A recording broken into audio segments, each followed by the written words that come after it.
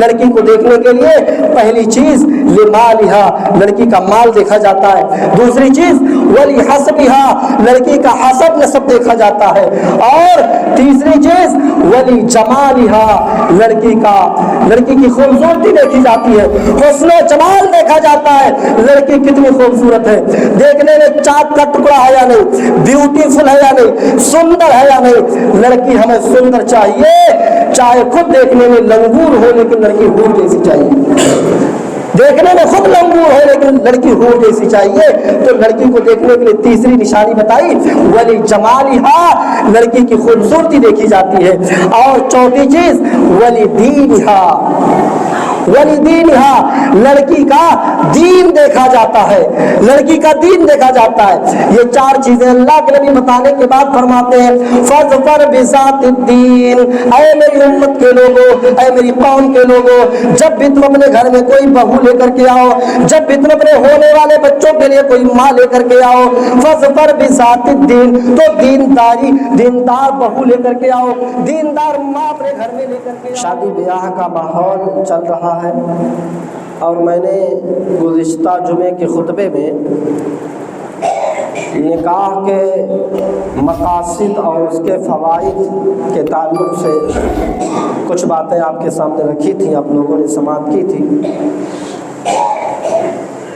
نکاح کے لیے، شادی کے لیے ہم اور آپ پہلے اگر لڑکے والے ہیں تو لڑکی کو تلاش کرتے ہیں، لڑکی والے ہیں تو لڑکے کو ڈھونڈتے ہیں۔ آج کے اس خطبے میں ان دونوں چیزوں کے تعلق سے کچھ باتیں آپ کے سامنے رکھوں گا۔ اگر لڑکے والے ہیں تو ہم کیسی لڑکی اپنے گھر میں لائیں، اور لڑکی والے ہیں تو کیسے لڑکے کو اپنا داماد بنائیں، اس کے ساتھ رشتہ کریں۔ میں نے خطبہ مسنونہ کے بعد قرآن کریم کی جو آیت کریمہ آپ کے سامنے پڑھی ہے، میں چاہتا ہوں کہ سرسری طور پر اس کا ترجمہ کر دوں، آپ لوگ سنیں۔ اللہ تبارک و تعالیٰ فرماتا ہے وَمِنْ آيَاتِهِ أَنْ خَلَقَ لَكُم مِّنْ أَنفُسِكُمْ أَزْوَاجًا لِتَسْكُنُوا إِلَيْهَا، اور اللہ تعالیٰ کی نشانیوں میں سے ایک بہت بڑی نشانی یہ بھی ہے کہ اللہ تعالیٰ نے تمہارے لیے تمہیں میں سے جوڑے پیدا کیے، لِتَسْكُنُوا إِلَيْهَا، تاکہ تم ان کے ذریعے سے سکون حاصل کرو، تاکہ تم ان کے ذریعے سے اطمینان حاصل کرو۔ نکاح کے بعد مرد کو عورت سے اور عورت کو مرد سے سکون ملتا ہے، اسی لیے اللہ نے فرمایا کہ ہم نے تمہیں میں سے تمہارے لیے جوڑے بنائے ہیں تاکہ تم ان سے سکون حاصل کرو۔ وَجَعَلَ بَيْنَكُمْ مَوَدَّةً وَرَحْمَةً، اور اللہ تعالیٰ نے میاں بیوی کے درمیان رحمت اور محبت رکھی ہے۔ تو یہ رشتے اللہ رب العالمین کی طرف سے ہوتے ہیں، لیکن ان رشتوں کو ہمیں تلاشنا پڑتا ہے، ڈھونڈنا پڑتا ہے۔ لڑکی والے ہیں تو لڑکا ڈھونڈنے میں، اور لڑکے والے ہیں تو لڑکی ڈھونڈنے میں کئی سال لگ جاتے ہیں۔ ہزاروں سال نرگس اپنی بے نوری پہ روتی ہے، ہزاروں سال نرگس اپنی بے نوری پہ روتی ہے، بڑی مشکل سے ہوتا ہے چمن میں دیدور پیدا۔ رشتے اللہ رب العالمین کی طرف سے تو ہوتے ہیں، لیکن ان رشتوں کو ہمیں تلاشنے میں، ڈھونڈنے میں بڑی محنت لگتی ہے۔ اسی لیے اللہ کے نبی جناب محمد الرسول اللہ صلی اللہ علیہ وسلم نے لڑکے والوں کو فرمایا ہے، لڑکے والوں کو حکم دیا ہے پہلے کہ تم کیسی لڑکی اپنے گھر میں لاؤ، لڑکی لاؤ کیسی ہونی چاہیے۔ صحیح بخاری اور مسلم کی روایت ہے، اللہ کے پیارے نبی جناب محمد الرسول اللہ صلی اللہ علیہ وسلم فرماتے ہیں تنکح المرأة لأربع، لمالها ولحسبها ولجمالها ولدينها فاظفر بذات الدين۔ اللہ کے پیارے نبی جناب محمد الرسول اللہ صلی اللہ علیہ وسلم فرماتے ہیں کہ جب کسی لڑکی کا نکاح ہوتا ہے، جب کسی لڑکی کا بیواہ ہوتا ہے، جب کسی عورت عورت کی شادی ہوتی ہے تو عام طور سے اس کے ہاں 4 چیزوں کو دیکھا جاتا ہے. لڑکی کے ہاں 4 چیزوں کو دیکھا جاتا ہے. پہلی چیز اللہ کے پیارے نبی فرماتے ہیں لمالہا، پہلی چیز لڑکی کا مال دیکھا جاتا ہے. اور ہوتا جیسے رشتہ ہوا لڑکے کے ماں باپ فوراً لڑکی کے ماں باپ پر نظر ڈالتے ہیں کہ اس کے ماں باپ کرتے کیا ہیں، مال لڑکی کے پاس کتنا ہے، ہم بیٹے کی شادی کریں گے تو جہیز میں ہمیں کیا ملے گا. میرے حساب سے میرا اپنا ذاتی جہاں تک خیال ہے لڑکوں کی اتنی خواہش نہیں ہوتی ہے کہ ہمیں جہیز میں یہ ملے یہ ملے یہ ملے، جتنا لڑکے کے ماں باپ کو خواہش ہوتی ہے کہ ہمارے لڑکے کو یہ بھی مل جائے یہ بھی مل جائے یہ بھی مل جائے، جتنا لڑکے کے ماں باپ کو خواہش ہوتی ہے. اسی لیے اللہ کے پیارے نبی جناب محمد رسول اللہ صلی اللہ علیہ وسلم نے فرمایا کہ ابن آدم کی جیسے جیسے عمر بڑھتی جاتی ہے، ابن آدم کی اولاد جیسے جیسے بوڑھا ہوتا جاتا ہے اس کی 2 خواہشیں جوان ہوتی جاتی ہیں، اس کی 2 خواہشیں جوان ہوتی جاتی ہے. پہلی خواہش الحرص علی المال، پہلی خواہش ابن آدم کی بڑھتی جاتی ہے، جیسے جیسے وہ بوڑھا ہوتا جاتا ہے اس کی پہلی خواہش بڑھتی جاتی ہے الحرص علی المال، اس کی مال کی خواہش ہوتی ہے کتنا مال مل جائے، کتنا مال، اگر پوری دنیا کا مال مل جائے تو سوچے گا ایک دنیا کا مال اور مل جائے، اس کا پیٹ کبھی نہیں بھرتا. جیسے جیسے ابن آدم بوڑھا ہوتا جاتا ہے مال کی حرص، مال کی لالچ اس کے اندر آتی جاتی ہے. اسی لیے اللہ کے نبی فرماتے ہیں کہ ابن آدم جیسے جیسے بوڑھا ہوتا ہے اس کی 2 خواہشیں جوان ہوتی ہے بڑھتی رہتی ہے. پہلی خواہش الحرص علی المال، مال کی خواہش، اور دوسری والحرص علی العمر، عمر کی خواہش. 60 سال کا ہو گیا، 70 سال کا ہو گیا، 90 سال کا ہو گیا، بیٹے کی شادی کر دیا، پوتا جوان ہو گیا، اب سوچ رہا ہے پوتے کو بھی دیکھ لیتا تو کتنا اچھا ہوتا. پوتے کی بھی شادی کر دیا، اب سوچ رہا ہے پڑ پوتے کو بھی دیکھ لیتا تو کتنا اچھا ہوتا. پڑ پوتے کو بھی کر دیتا ہے تو سوچتا سر پوتے کو بھی دیکھ لیتا تو کتنا اچھا ہوتا. یعنی وہ اس کی خواہش، عمر کی خواہش بڑھتی رہتی ہے کہ کاش 10 سال اور جی لوں، 15 سال اور جی لوں. عمر کی خواہش اس کو حرص اس کی ہوتی ہے. تو اللہ کے نبی فرماتے ابن آدم جیسے جیسے بوڑھا ہوتا ہے اس کی 2 خواہشیں جوان ہوتی ہے. پہلی خواہش الحرص علی المال اور دوسری خواہش والحرص علی العمر. تو لڑکی کو دیکھنے کے لیے پہلی چیز کیا بتایا اللہ کے نبی نے لمالہا، پہلی چیز لڑکی کا مال دیکھا جاتا ہے جہیز میں کیا ملے گا، اور دوسری چیز ولحسبہا، دوسری چیز لڑکی کا حسب نسب دیکھا جاتا ہے. لڑکے کس حسب نسب کی ہے، ہم خان ہیں، ہم چودھری ہیں، ہم انصاری ہیں تو لڑکی بھی ہمارے برادر کی ہے یا نہیں. ہمارا اسٹیٹس یہ ہے تو لڑکی کا اسٹیٹس یہ ہے کہ نہیں. ہمارے پاس اتنی کھیتیاں ہیں، ہمارے پاس اتنے بڑے بڑے مکان ہیں تو لڑکی کے پاس بھی ہے یا نہیں. لڑکی کا حسب نسب دیکھا جاتا ہے جبکہ اس سے کچھ نہیں ہوتا. اللہ کے پیارے نبی جناب محمد رسول اللہ صلی اللہ علیہ وسلم فرماتے خطبہ حجۃ الوداع کے موقع پر جب زندگی کا آخری خطبہ جہاں اللہ کے نبی دے رہے تھے اس خطبے کے اندر آپ نے فرمایا الا ان کل شیء من امر الجاہلیت تحت قدمی موضوع. اللہ کے نبی خطبہ حجۃ الوداع کے موقع پر فرمایا تھا کہ زمانے جاہلیت کی ساری چیزوں کو، جتنے بھی غلط چیزیں تھی، رسم و رواج کی چیزیں تھی، زمانے جاہلیت کی ساری چیزوں کو میں نے اپنے پیروں سے روند ڈالا ہے. زمانے جاہلیت کی ساری چیزوں کو میں نے اپنے پیروں سے کچل ڈالا ہے. اب زمانے جاہلیت کی کوئی بھی چیز رائج نہیں کی جا سکتی، ساری چیزوں کو کچل ڈالا. لیکن مسلم شریف کی حدیث اللہ کے نبی یہ بھی فرماتے ہیں، اللہ کے نبی فرماتے اربعون فی امتی من امر الجاہلیت لا یترکونہن. زمانے جاہلیت کی یہ 4 چیزیں ہیں جو میں نے اپنے پیروں سے کچل ڈالا ہے تو گندی، ہے تو بری، ہے تو خراب چیز، لیکن میری امت اس کو کرے گی. سارے رسم و رواج کو میں نے کچل ڈالا اپنے پیروں سے، اللہ کے نبی فرماتے ہیں. لیکن یہ بھی فرماتے ہیں کہ 4 چیزیں ایسی ہیں جو گندی ہیں، جو بری ہے، خراب ہے، میں نے اس کو اپنے پیروں سے کچل تو ڈالا ہے لیکن پھر بھی میری امت اس کو کرے گی. वो 4 चीज़ें कौन सी हैं? अल्लाह के नबी फरमाते हैं अल-फ़ख्रु फ़िल अहसाब वत्तानु बिल अंसाब वल इस्तिस्क़ाउ बिन नुजूम वन नयाहतु। ये 4 चीज़ें ज़माने जाहिलियत से चली आ रही हैं। मैंने इन 4 चीज़ों को अपने पैरों से कुचल डाला है, लेकिन फिर भी मेरी उम्मत ये 4 काम करेगी। कुचल दिया फिर भी करेगी। वो 4 चीज़ें कौन सी है? अल-फ़ख्रु फ़िल अहसाब, हसब पर फख्र करेगी। हसब पर, अरे हम तो चौधरी हैं, हम तो खान हैं, हम तो अंसारी हैं, हम तो जमींदार हैं। बाप दादा जमींदार थे, बेटा सब बेच के खा लिया, फिर भी बोलना मैं जमींदार हूँ। मैं बोलेगा जमींदार, यानी हसबो नसब पर फख्र करेगा। फख्र ये ज़माने जाहिलियत से चली आ रही है। अल्लाह के नबी फरमाते कि मैंने इसको अपने पैरों से कुचल डाला है, रौंद डाला है, फिर भी मेरी उम्मत ये काम करेगी, हसबो नसब पर फख्र करेगी। जबकि इससे कुछ नहीं होता।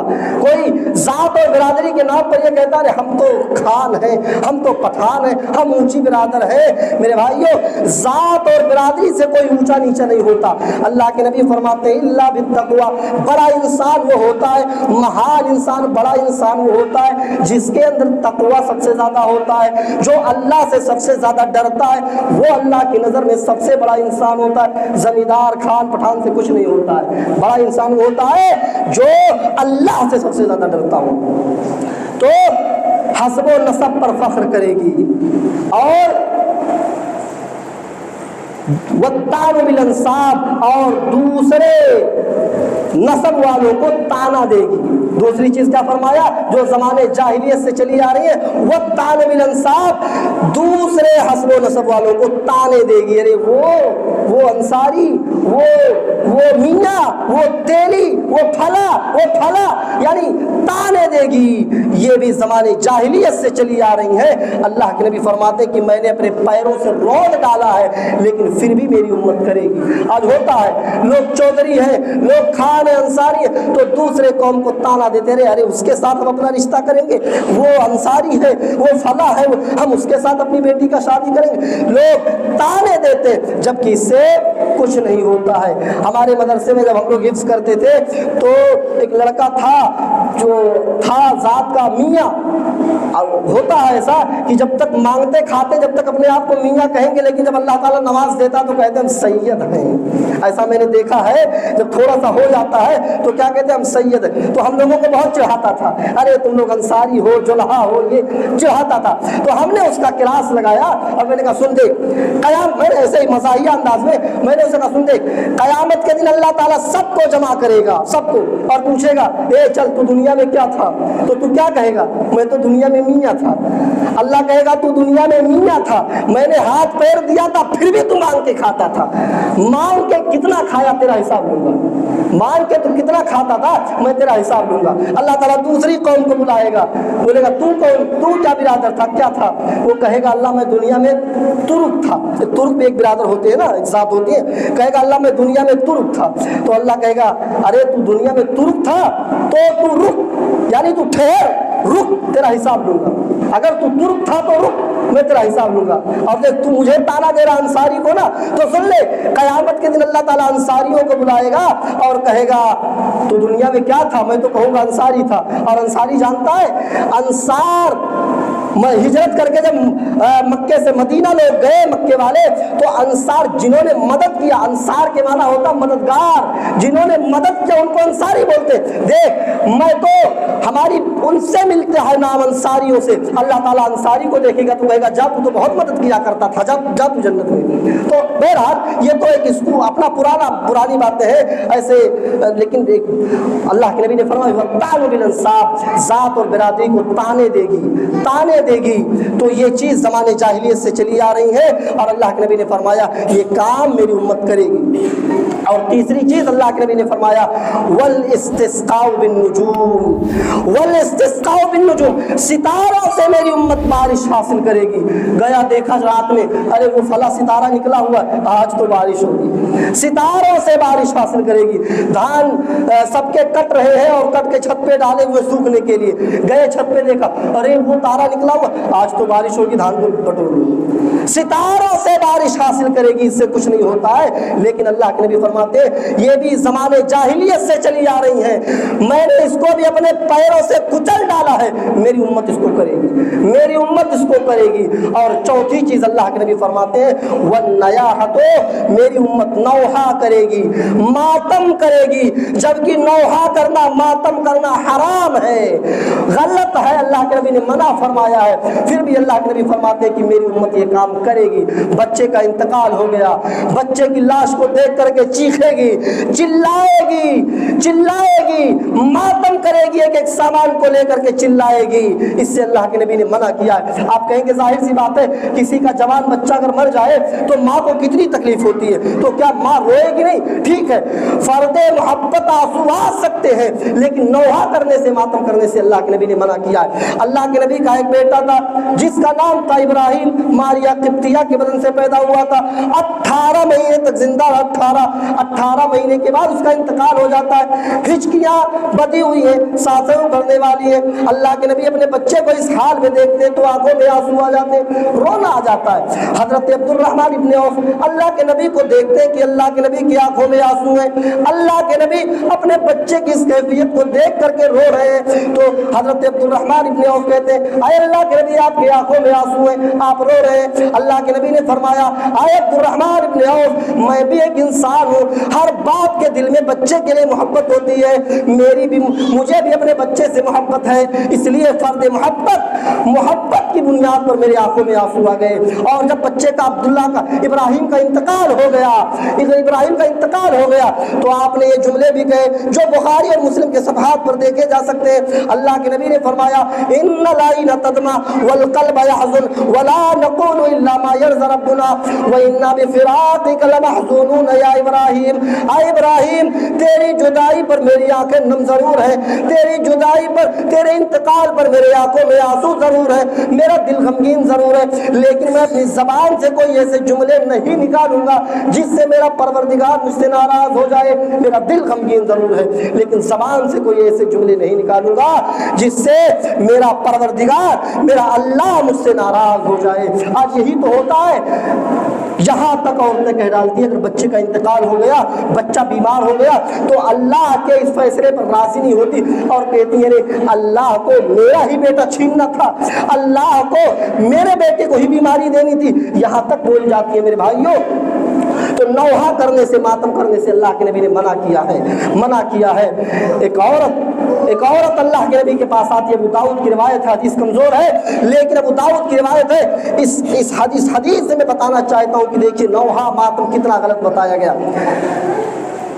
اللہ کے نبی کے پاس آتی ہے جس کا نام ام خلاد ہے. کیا ہے؟ ام خلاد. اللہ کے نبی کے پاس آتی ہے اور اپنے بیٹے کے بارے میں سوال کرتی ہے. اس کا بیٹا میدان جنگ میں شہید کر دیا گیا. اپنے بیٹے کے بارے میں پوچھ رہی ہے اور اس حال میں آئی ہوئی ہے کہ وہ اپنا پورا جسم ڈھانکے ہوئے ہے, چھپائے ہوئے, نقاب میں آئی ہوئی ہے, برقعے میں آئی ہوئی ہے, اپنا چہرہ چھپا کر کے آئی ہوئی ہے. اللہ کے نبی سے اپنے بیٹے کے بارے میں سوال کرتی ہے. صحابہ نے اس عورت کو دیکھا, اس کا بیٹا تو میدان جنگ میں شہید ہو گیا, اپنے بیٹے کی لاش کو دیکھنے کے لیے آئی ہے. صحابہ کہتے ہیں عورت, تیرا بیٹا شہید کر دیا گیا میدان جنگ میں, اور تو نقاب پہن کے آئی ہوئی ہے, تو برقع پہن کے آئی ہوئی ہے, ارے تو چہرہ اتار, چہرہ کھول کے اپنے بیٹے کو دیکھ لے. وہ عورت کا جواب سنیے, میری ماں اور بہنوں کے گال پر تماچا ہے یہ جملے. وہ عورت کہتی ہے کہ اے میرے نبی کے صحابہ, اے صحابہ, میں نے میدان جنگ میں اپنا جوان بیٹا کھویا ہے, میں نے میدان جنگ میں اپنے بیٹے کو کھویا ہے, میں میدان جنگ میں اپنا حیا نہیں کھونا چاہتی ہوں, میں نے اپنے بیٹے کو کھویا ہے تو کیا ہوا, میں میدان جنگ میں اپنا پردہ نہیں کھونا چاہتی ہوں. آج کتنی بے شرمیاں ہیں, شادی بیاہ کے موقع پر کتنی بے شرمیاں ہوتی ہیں. سوچئے, جوان بیٹا شہید کر دیا گیا, اپنے بیٹے کو دیکھنے کے لیے گئی ہوئی ہے تو پردے کے ساتھ گئی ہے. اور جب صحابہ نے کہا ارے پردے کے ساتھ آئی ہوئی ہے, پردہ اتار کے دیکھ لے, تو کیا کہتی ہے, میدان جنگ میں نے اپنا بیٹا کھویا ہے, میں اپنا پردہ نہیں کھونا چاہتی ہوں. تو اللہ کے نبی نے فرمایا یہ 4 چیزیں زمانے جاہلیت سے چلی آ رہی ہیں, میں نے اپنے پیروں سے روک ڈالا ہے, لیکن پھر بھی میری امت کرے گی, اس کو کرے گی. تو بات دوسری طرف نکل گئی, लड़की को देखने के लिए पहली चीज लिमालिहा, लड़की का माल देखा जाता है। दूसरी चीज वली हसबिहा, लड़की का हसब नसब देखा जाता है।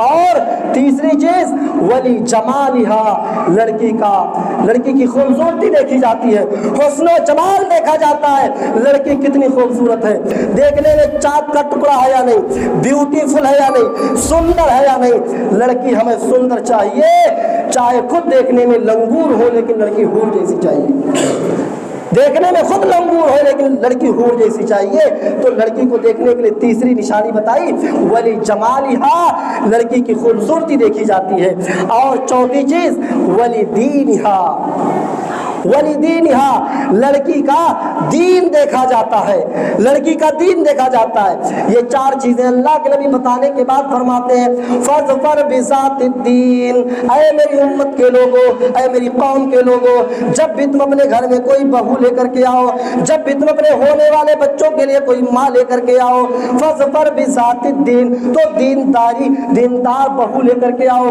दीनदार माँ अपने घर में लेकर के आओ, दीनदारी को तरजीह दो, दीनदार होना चाहिए। ठीक है, अगर किसी औरत के पास हुस्न जमाल नहीं है, खूबसूरत नहीं है, माल नहीं है, हस्ब नसब वाली नहीं है, लेकिन दीनदार है, तो फिर तुम्हारी जिम्मेदारी बनती है कि उस लड़की को रिजेक्ट ना करो, उसको अपने घर की बहू बनाओ। हजरत उमर फारूक का मशहूर वाक़या है, हजरत उमर फारूक अपने दौरे खिलाफत में गश्त करते थे, गली गली घूमा करते थे, देखे कौन परेशान हाल है, कौन भूखा सो गया है, उसके खाने का इंतजाम किया जाए।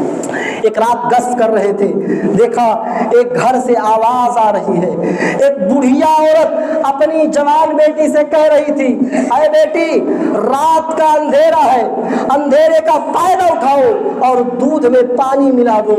इतने दूध के बेचने से गुजर बसर अच्छी तरीके से नहीं चलता है, दूध में पानी मिला दो ताकि जब दूध बिकेगा तो ज्यादा इनकम होगा, ज्यादा पैसा आएगा, दूध में पानी मिला दो।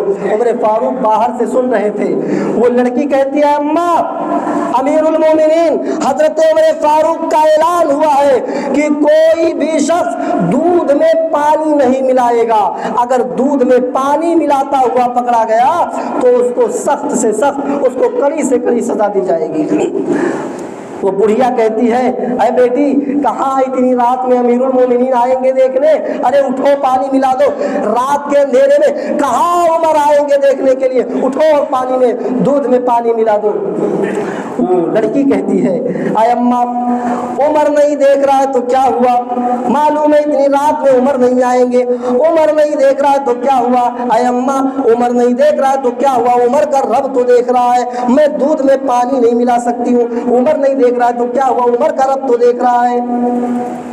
उमर फारूक ने अपने गुलाम से कहा, अपने कासी से जो उनके साथ में था, कहा इसका मकान नंबर नोट कर लो। सुबह हुई, जब अपने दरबार खिलाफत में बैठे तो अपने कासिद को भेजते, जाओ उस बुढ़िया को और उसकी बेटी को बुला करके लाओ, उस बुढ़िया को और उसकी बेटी को बुला करके लाओ। जब उस बुढ़िया को उसकी बेटी को बुला करके लाया गया, उमर फारूक ने उस बुढ़िया से पूछा, अरे बुढ़िया बता, रात में तू ही अपनी बेटी को दूध में पानी मिलाने के लिए कह रही थी।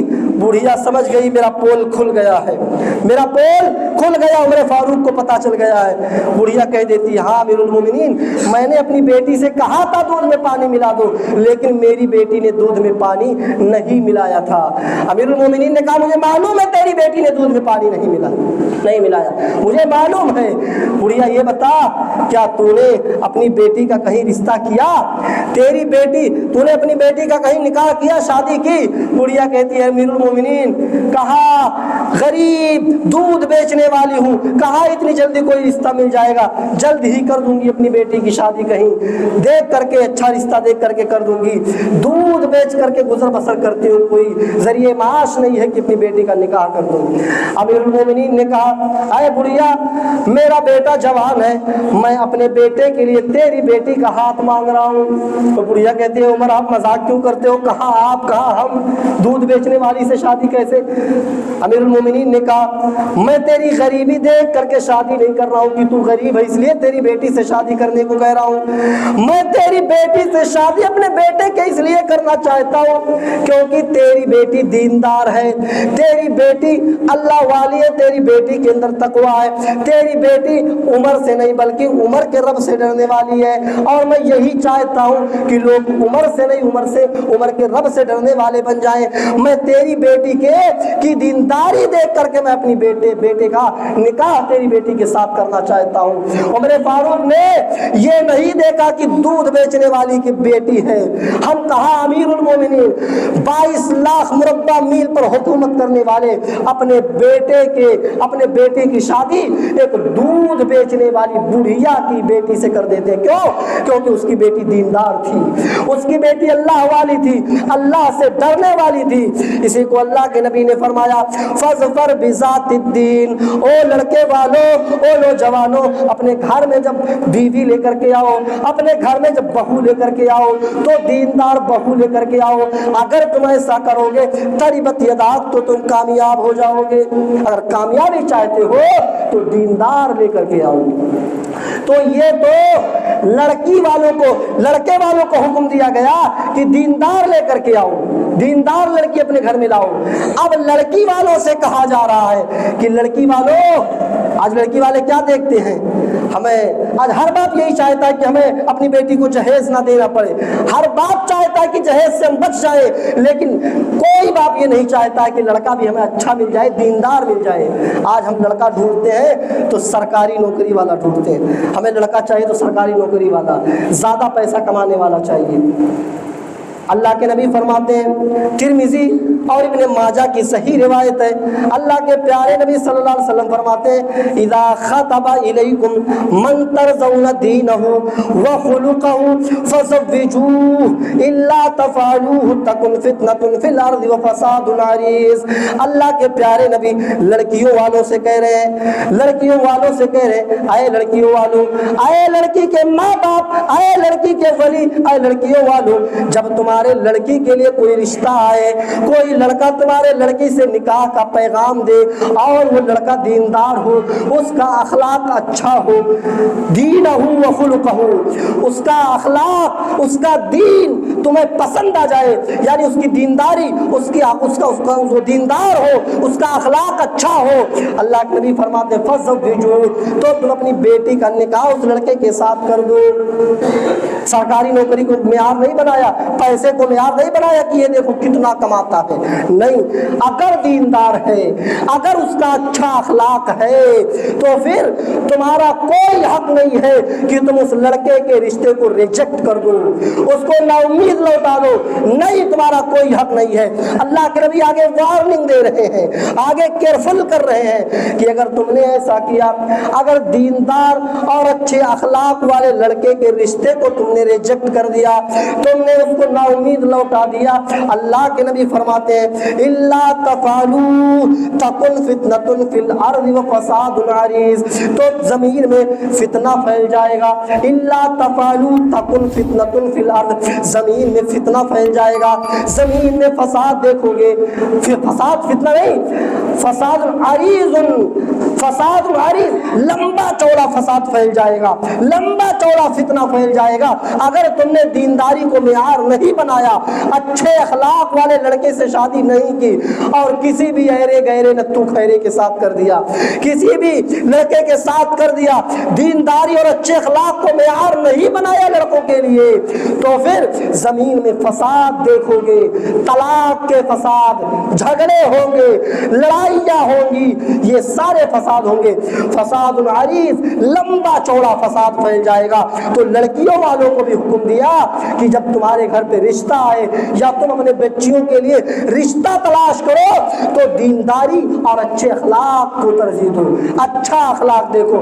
آج شادی بیاہ کے نام پر کتنے خرافات ہوتے ہیں۔ اللہ کے نبی نے فرمایا شادی کو آسان بناؤ، اتنا آسان بنا دو کہ زناکاری مشکل ہو جائے، زناکاری مشکل ہو جائے۔ شادی کو آسان بنانے کے لیے کہا ہے، لیکن ہم شادی بیاہ کے نام پر کروڑوں روپے خرچ کر دیتے ہیں، ایک دن کے نام کمانے کے لیے لاکھوں روپے برباد کر دیتے ہیں۔ اسی لیے اللہ کے پیارے نبی صلی اللہ علیہ وسلم فرماتے ہیں ان اعظم النکاح برکتن ایسرہ مؤونتن، اللہ کے نبی فرماتے ہیں سب سے برکت والا نکاح وہ ہے جس میں سب سے کم خرچہ ہو، سب سے کم جس شادی میں خرچہ ہو رہا ہے وہ شادی، وہ نکاح سب سے برکت والا ہے۔ اللہ کے نبی فرماتے ہیں ان اعظم النکاح برکتن ایسرہ مؤونتن، سب سے برکت والا نکاح وہ ہے جس میں خرچہ سب سے کم ہو، خرچہ سب سے کم ہو۔ اگر اس کا الٹا مفہوم نکالا جائے تو کیا ہوگا؟ سب سے غیر برکت والا نکاح وہ ہے جس میں خرچہ سب سے زیادہ ہو۔ آج ہم خرچہ سب سے زیادہ شادی بیاہ میں کرتے ہیں، شادی بیاہ میں سب سے زیادہ خرچہ کرتے ہیں، اس کے لیے آج ہمارے نکاح میں برکت نہیں ہوتی ہے۔ شادی کے بعد فتنے شروع ہو جاتے ہیں، فساد شروع ہو جاتے ہیں، لڑائی اور جھگڑے کے نوبت آ جاتے ہیں۔ میرے بھائیوں شادی کو آسان بناؤ، شادی کو آسان بنانے کے لیے اللہ کے نبی نے فرمایا اتنا آسان بنا دو، اتنا آسان بنا دو شادی کو کہ زنا کاری مشکل ہو جائے۔ زنا کاری آج شہروں میں چلے جاؤ، نوجوان جو شہروں میں رہنے والے ہیں ان سے پوچھئے، آج شہروں میں عورتوں کے جسم بکتے ہیں 500 روپے میں، 1000 روپے میں، جاؤ 1000 روپیہ دو، 2000 روپیہ دو، ان کے جسم کے ساتھ کھیلو، ان کے جسم کے ساتھ انجوائے کرو۔ میرے بھائیوں اللہ کے نبی نے فرمایا شادی کو آسان بناؤ، اتنا آسان بناؤ کہ زنا کاری مشکل ہو جائے۔ اگر زنا کاری کرنے میں تمہیں 2000 1000 روپیہ خرچ کرنا پڑتا ہے تو شادی کو اتنا آسان بنا دو کہ شادی میں 1000 اور 2000 روپے کا بھی خرچ نہ ہو۔ یہی مطلب ہوگا نا، اگر زنا کاری 1000 2000 میں انسان کر لیتا ہے تو شادی کو اتنا آسان بنا دو کہ زنا کاری مشکل ہو جائے۔ زنا کاری میں اگر 2000 لگتے ہیں تو شادی کو اتنا آسان بناؤ کہ شادی میں 2000 روپیہ بھی نہ لگے، اتنا آسان بناؤ۔ اور اسی آسانی کو اللہ کے نبی نے فرمایا ان اعظم النکاح برکتن ایسرہ مؤونتن، سب سے برکت والا نکاح وہ ہے جس میں سب سے کم خرچہ ہو۔ سب سے کم خرچہ والا شادی نکاح یہ سب سے برکت والا مانا جاتا ہے۔ اللہ رب العالمین سے دعا کرتے ہیں اے رب العالمین ہمیں سنت کے مطابق نکاح کرنے کی توفیق عطا فرما۔ اے رب العالمین ہمارے شادی بیاہ میں نکاح میں کم سے کم خرچہ کرنے کی توفیق